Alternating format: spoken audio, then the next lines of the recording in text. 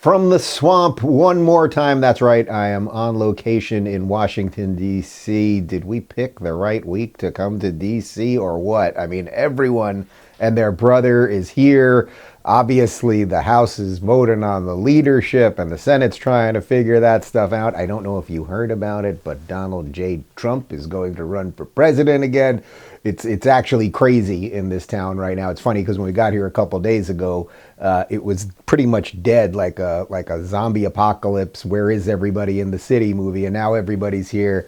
Kind of nutty. Oh, I'm Dave Rubin, and this is the Rubin Report, and it's November 17th, 2022, and we're live streaming on Rumble, YouTube, and Blaze TV. And today we have a RubinReport.locals.com community Q&A for you. I did want to start, though, taking us out of the United States of America because, it can be a little myopic only focusing on our problems here, but other countries do have problems. There are other politicians who are not very respectful of individual liberty and, freedom, things like that. So it is good when we talk about them. So I'm going to do something up top about Justin Trudeau, and I actually can link it to what's going on here in the United States because his authoritarianism is not stopping in Canada, and I think it's exactly the same authoritarianism we're going to be seeing more and more of in blue states post this election, where a whole bunch of people decided that they wanted to keep Gretchen Whitmer in Michigan and Kathy Hochul in New York and Gavin Newsom in Cali, and we're just going to see, I would say, a widening of life and lifestyles when it comes to living in a blue state and a red state. And then we'll get to the questions, and then I'm off to the Fox Patriot Awards in Hollywood, Florida, doing Gutfeld on Friday, and I'll see who else I can chat with over there. Real quick, guys, let me talk to you about Kamikoto Knives. It's time to up your kitchen knife game using Kamikoto knives. Using traditional techniques, Kamikoto crafts beautiful knives using steel sourced from Japan. Each blade is made with techniques that have been honed and perfected by generations of knifesmiths. They come in a beautiful heavy-duty ash wood box, and every blade is individually inspected and comes with a lifetime guarantee. Because of their single bevel edge, Kamikoto knives can achieve a wickedly sharp edge, the kind you just can't get with other knives. These are cut through your ribeye like butter sharp. Kamikoto knives are used by several chefs working for Michelin-star restaurants around the world. They make amazing gifts that come in beautiful boxes. You can maintain each knife's edge with one of Kamikoto's sharpening whetstones. And like I said, they're so confident in their product that each and every knife comes with a lifetime guarantee. If you go ahead and buy now, Kamikoto's offering you an extra $50 off site-wide on top of their Black Friday sale. Go to kamikoto.com/Rubin and use the offer code Rubin for an extra $50 off. That's KAMIKOTO.com/Rubin. Kamikoto.com/Rubin. All right, let's talk about Justin Trudeau for a little bit, because when we do these community Q&As, I always like to tee it off with the story, and obviously I could do more about Trump, and we could talk about DeSantis, and we could talk about Mitch McConnell, and everything going on here, and Kevin McCarthy, and all the upheaval and all that stuff. But there is another world out there outside of the United States, believe it or not, Americans. And unfortunately, Justin Trudeau, who you guys know, he was just one of the, if perhaps the worst Western world leader when it came to lockdowns and looking at people's bank accounts. Remember the Canadian truckers when they were protesting him, and forcing vaxes and just all of this stuff. Trudeau is not giving up on any of it. He's actually continuing it, and he still wants people to get boosted and vaxxed and a whole bunch more. And you're not going to believe it. That kind of helps him keep a state of emergency going so that he can infringe on people's rights. Wacky stuff, I know. Justin Trudeau. And just on matters back home, we're watching hospitalization rates skyrocket at the moment. Ontario is going to start urging people to publicly wear masks again. Are you considering bringing back federal public mask mandates?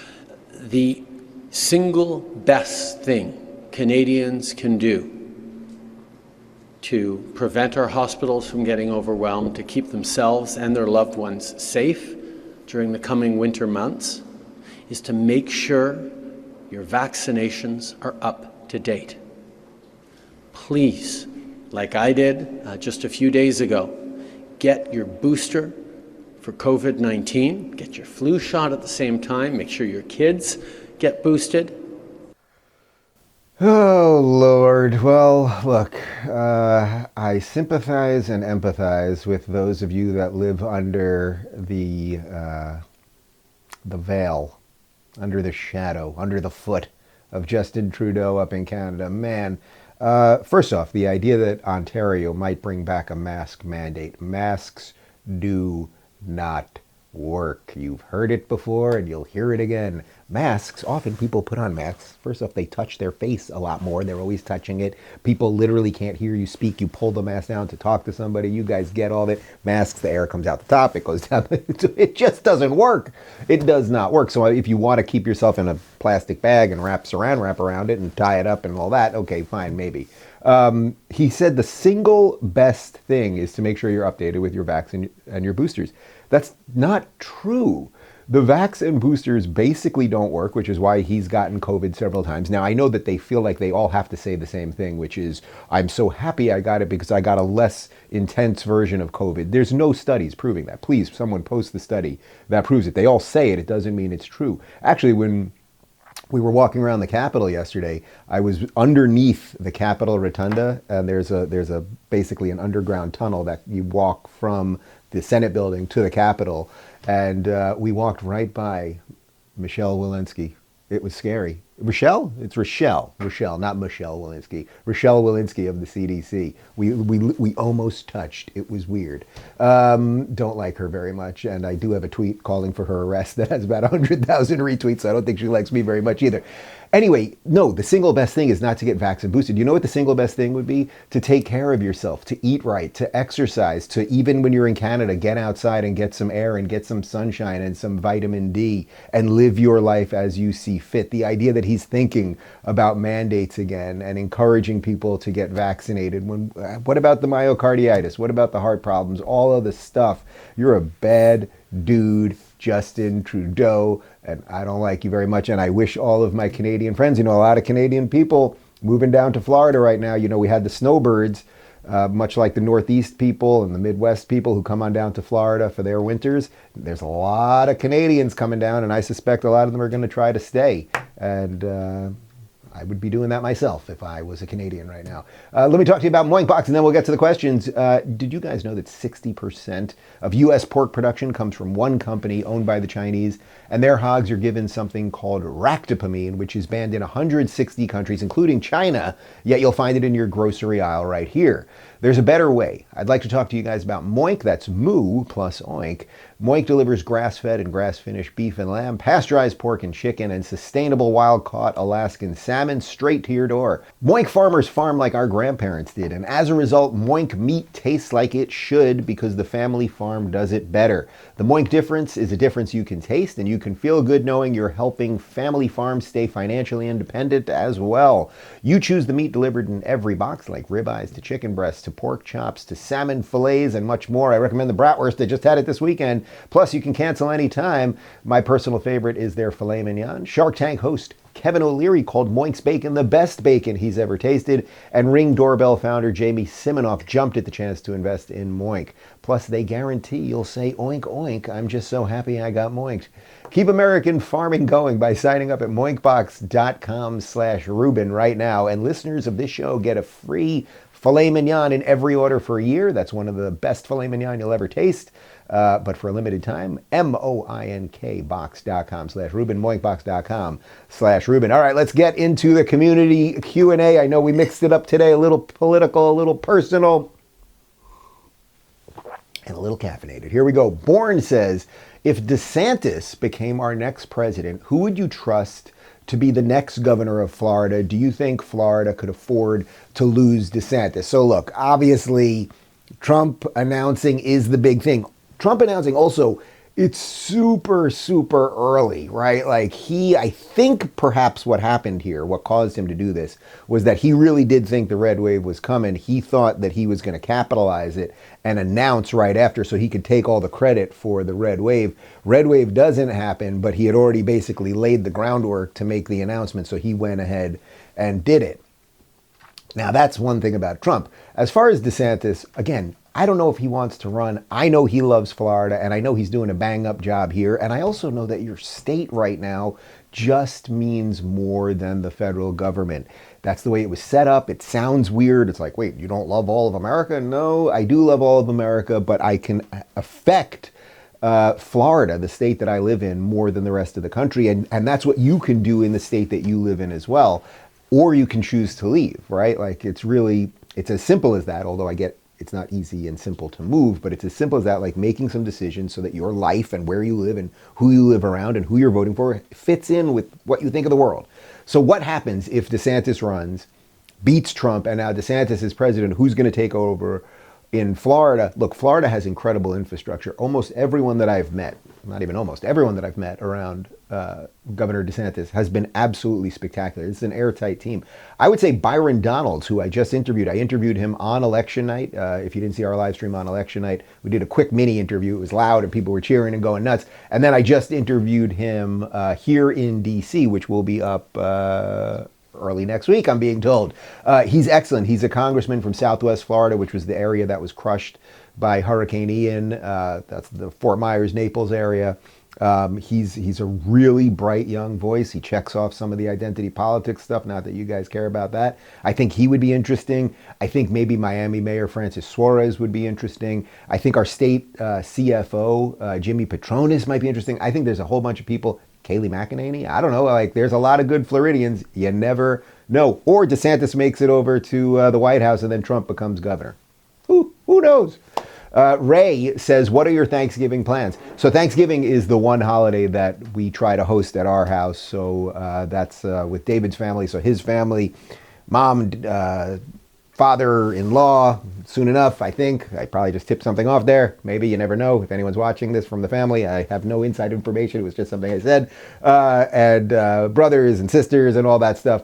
And fortunately, we have a whole bunch of people that are really fantastic chefs and cooks and everything else, including David, of course. He's going to be a little distracted with the kids.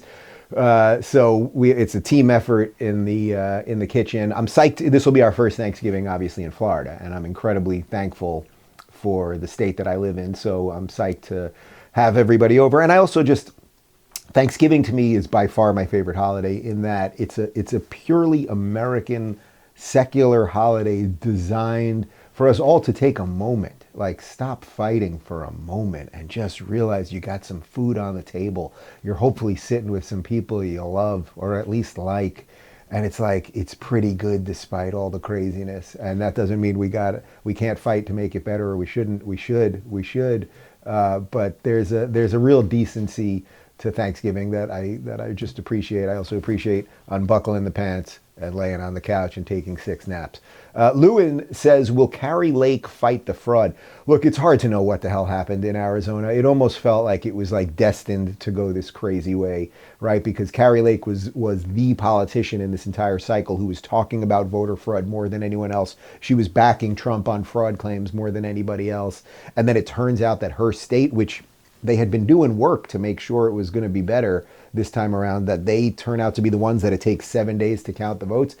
Blake Masters, who you guys know my feelings, I think he's a great dude, and I think he would have been a fantastic senator. He has conceded, so is what it is. He has a bright future, whether it's in politics or private sector or whatever. Kari, I suspect she's going to fight. That would be my guess. I mean, it's within, I think, 1%, and I think she'll try to get some stuff recounted, and we'll see what happens. But more than anything else, whether you like Kari, whether you like Blake, whether you're happy about what happened or not, it's like we need to secure elections. This Dropbox stuff, this early voting stuff, this bundling stuff, and then deciding suddenly that, no, we'll find out maybe tomorrow. Actually, it's going to be 3 days. Oh, it's 6 days later. Now we'll announce. Even if it's all legit, as I keep saying, even if there was no fraud within that whatsoever, although I think the more time that goes on from when people cast their vote to when it's announced, you're giving room for fraud. But even if there's no fraud, the idea that you wait 6 days and that all these things can happen, it puts the idea in people's mind that it's fraudulent or it's being messed with or there's a little tomfoolery. So that, I think, is the problem. Deb says, do you go Black Friday shopping? Usually I'm in a post-food coma. And, some years I did over the years. Like, I remember when everyone was getting flat screen TVs for the first time in New York City. I remember bundling up in the jacket, going to a wait in line on the Upper West Side to get into Best Buy so I could fight with someone over a flat screen TV. I mean, what kind of world is it that someone would walk up to somebody and just punch them in the face and take a 50-inch flat screen TV? But I did it. I did what I had to do. You know what I mean? So yeah. So I've done it. I guess I'll do a little more probably virtual and try to stay off Amazon just a bit. I'm really trying to get off the Amazon, take that Amazon piece out of me because it's too much stuff on there. Amy says, Dave, help. I'm stuck in Blue Jersey and can't get to Florida or freedom anytime soon. Any advice on what I can do to survive this dystopia that's taking over? My kids are infected thanks to college. Oh, man. 12 years of Catholic school, poof, gone in 4 years of higher ed. Oh, man. Well, first off, Jersey, last time, the last Jersey gubernatorial race was pretty close. It was within, I think, 1%. So Jersey almost went red, but did not. Jersey also, because of the proximity to New York and tri-state area with Connecticut, it's all driven by New York. So even if Jersey's a little bit red, it kind of feels like it's blue because New York is blue. What do you do? Hopefully you just show your kids that you're a decent person and that you're not a bigot and all of the things that they're probably thinking about you from the info that they're learning at college, right? And if you do that, then hopefully some of the things that they were taught in school before they were infected will come back. And then I would say also, I know you're saying you can't leave, but you really should think about it. Like if you're really out of whack over there if your beliefs are just out of whack with the direction that your town and city and state are going in, you just got to think about it. Curtis says, enjoyed your Tim Pool session the other night. What was the highlight of the conversation for you? It's totally fun doing Tim Pool. The coolest part for me by far is that Tim, when Tim started years ago and we kind of rose together, Tim's become this sort of massive, he's got this massive young, I would say mostly male, sort of political, cultural, video game, skater, audience, politics, all weird stuff. It's kind of funky and weird. What the coolest part was, I was just super proud of him. In some ways, I kind of felt like an older brother, I think. And I said to him at the end, I'm just so proud of what he's built. I mean, he's got like 20 employees. They've got this huge operation over there. They're expanding. They're doing all this stuff. And it's like when I met him, he was this broke little kid with his beanie and his little handheld camera. And he had nothing. And he worked and worked and worked. And he called out the BS where he saw it. And he actually was a journalist. He didn't have to put air quotes around. And it worked for him. So the coolest part was just seeing, I know so many people that I've kind of grown with, and some of them then go nuts, and some of them become failures. But when the successful ones who deserve success get it, it's awesome. Freebird says, "Where do we go from here?" I sense you mean that in some sort of political and/or existential sense. I am going to Hollywood, Florida, to the Fox Patriot Awards. So if any of you are at the Hard Rock Hotel over the next couple of days, I'll be around. Come say hi. Elizabeth says, I've noticed that when talking to people, both online and in person, they are quick to anger and quick to insult. How do we get back to talking to each other with respect after having helpful debates after the political polarization of the last several years and the rise of social media? Well, I hate to tell you, Elizabeth, it is not going to be easy because with Trump back in, it's going to unearth a whole bunch of stuff, right? And I think in some ways that's good. Right? Trump has a way of unearthing stuff, getting people to expose themselves, getting the machine to show you how nonsensical it is. But it also comes with a lot of emotional baggage for people. And it comes with why did they call it Trump derangement syndrome? This thing where everyone thinks the whole world revolves around this guy. So I think a lot of the emotional stuff and craziness and fighting, we've just begun to get back into it again. It's also why whether DeSantis gets in or not, it's like, just don't go down that road with each other. I don't think it's DeSantis's motive, but I don't want Trump to go down that road with him. It's like, Trump, if you want us to support you, and a lot of us like you, and as I said, there's a good chance I'll vote for him. We have to see what happens. But just the mutually assured destruction, that I'm going to take out anyone at whatever the cost might be, I'm worried about. So what do? You just try to be a better person. Just try to smile every now and again. Understand that they don't know exactly what they're saying, which is why they're so angry, and go from there. Palmetto says, we had our second boy in August. Congratulations.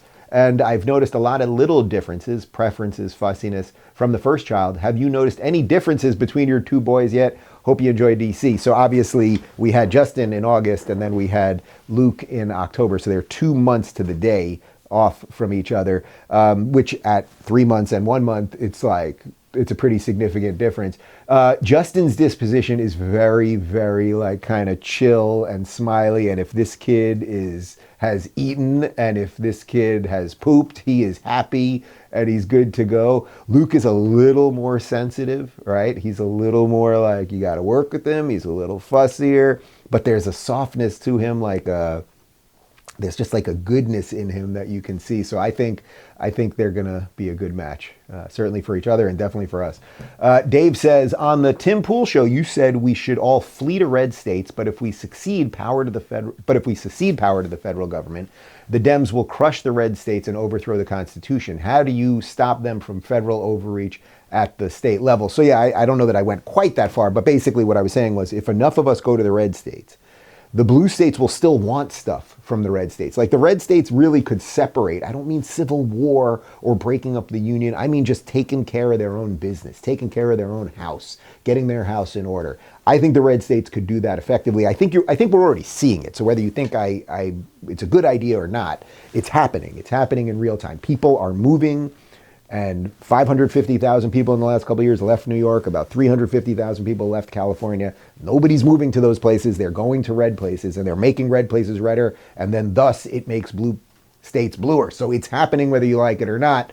The issue really is about the federal government and what the federal government will try to do. You know, the federal government tried to send election monitors into Florida on election day. And DeSantis said no. He said, this is the purview of the state. What do you think you're doing? We have no doubt that our elections are run fairly, and the feds couldn't get in. So I think the states are going to need to do more and more of that because this federal government under Biden and the Dems right now, they want money and power and control wherever they can get it. And the red states are going to have to figure out what the parameters are, what the walls are, to make sure that they can't grab any more of those things.